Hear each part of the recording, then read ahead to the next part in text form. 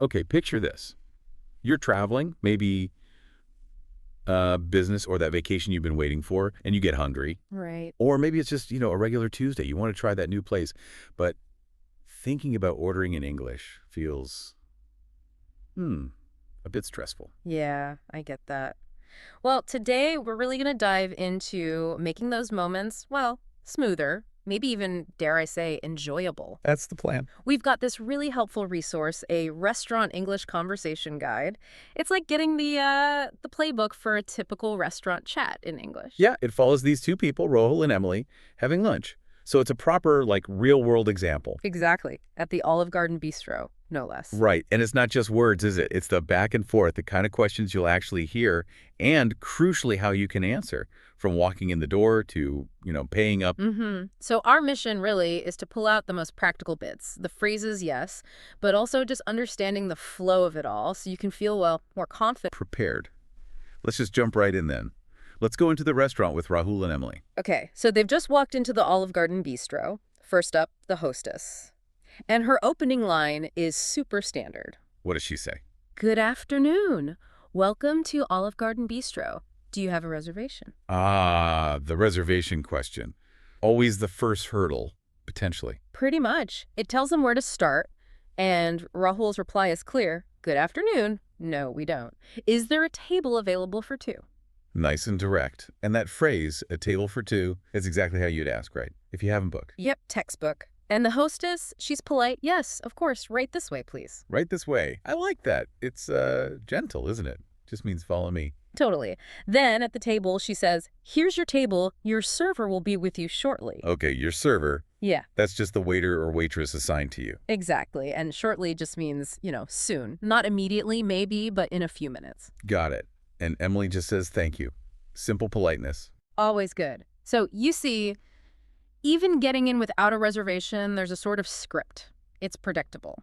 Okay, so they're seated. What happens next? Well, after a little bit, Jake the server arrives. He starts with, hello, my name is Jake, and I'll be taking care of you today. Can I start you off with something to drink? The intro and the drink offer. Very common first move. Super common. It gets the ball rolling. Emily keeps it simple. Yes, I'll have a glass of lemonade, please. Straightforward. But Rahul, he adds a detail. I'll have a cold coffee, no sugar. Oh, okay. So it shows you can, customize your order. Yeah, Even for drinks. absolutely. It's expected. And Jake just confirms, great, I'll get those for you. Standard acknowledgement. He's got the order. Okay, so far so good. Greetings, seating, drinks ordered. Pretty smooth. Yep. Now drinks are coming. Time to look at the food, the menu moment. The big decisions. How does the conversation go there? Well, Emily kicks it off casually. This menu looks interesting. What are you thinking of getting? Just a natural way to start that chat. Yeah, makes sense. And Rahul. He says, I'm torn between the pasta and the grilled sandwich. That phrase, torn between, it's perfect for expressing that indecision, right? We've all been there. Yeah. Liking two things equally. Totally. Then Emily sort of leans towards one. I think I'll try the Caesar salad. I've heard it's really good here. Bringing in outside info, like a recommendation or a review, maybe. Exactly. He's using that, social proof. Then Rahul finally decides, all right, I've made up my mind. Pasta it is. Made up my mind. Clear signal. And pasta it is. Sounds a bit informal, but decisive. Yeah, perfectly natural. So you see how that little discussion helps them land on their choices. Okay, choices made. Server Jake must be coming back soon then. You got it. He returns and asks the classic question, are you ready to order? You'll definitely hear that one. For sure. Emily goes first, and she adds a specification again. Yes, I'll have the Caesar salad with grilled chicken, please. Right, so modifying the dish. Adding protein. Good example. And Rahul's is simple. And I'll have the creamy mushroom pasta. Just the name. Easy enough. But then Jake does something interesting, but also very common. He says, excellent choices. Would you like some garlic bread with that? Ah, the upsell. Suggesting something extra. Exactly. Happens all the time. Rahul accepts, yes, please. But Emily declines. And notice her slightly more informal way. I'm good, thanks. I'm good, thanks. Yeah, that sounds very natural for turning something down politely. Different ways to say yes or no. Precisely. Okay, orders are in. Now comes that little lull. The waiting period. Right, what do they talk about? The guide shows some small talk. Yeah, just a bit. Emily asks a really standard question. So how's work been lately? Can't go wrong with that one. Pretty safe bet. Rahul gives a short update. Busy as always. We've got a big project deadline next week. Not too much detail, just enough. And Emily responds with some empathy, right? Yeah, she says, sounds intense. Make sure to take some time off after that. Just a nice supportive comment. Good listener. And Rahul keeps it going, sharing a plan. Definitely. I'm planning a short trip to the mountains. See? Just easy back and forth stuff. Fills the time nicely. So it shows you don't need, like, deep philosophical discussions while waiting for your pasta. Haha, definitely not. Just everyday chat works fine. Okay, and then the main event. Food arrives. Yes.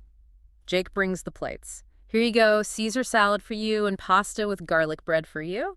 Clear, efficient delivery. And the response is just thank you. Emily says, thank you. And Rahul adds a first compression. This looks delicious. Always nice for the server and the chef to hear. Good point. And Jake's parting words. He says, enjoy your meal. Let me know if you need anything else. Standard, polite, and that last bit is important. Let me know if you need anything else. That's the cue that you can flag him down later if you Yeah. need, say, more water or something. Exactly. It's an open invitation for further requests. Okay, now the eating part. Do they comment on the food in the guide? They do, yeah. It shows how people give feedback. Emily says, the salad is so fresh. The dressing is perfect.